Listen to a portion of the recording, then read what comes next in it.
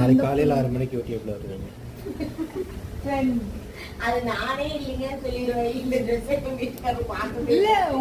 இன்னும் என்ன நீ பைத்தியக்காரனவே நினைச்சு நிக்கிறல்ல நீ? ஒர்க் பண்றீங்க எனக்கு தெரியுது. அதுக்காக எங்களை கொடுத்துடாதீங்க. எதையோ ஒன்று உடச்சு போட்டு அவன் கம்பெனியில் இருக்கிற காசு என்ன டீசெண்டா முடிச்சுக்கிறோங்க கையை முறுக்கிற நீ ஆண்டி இப்ப ஆண்டனா திருப்பி பாருங்க ஆண்டி. எதையோ ஒன்று உடச்சு போட்டு பாருங்க தெரியுதா?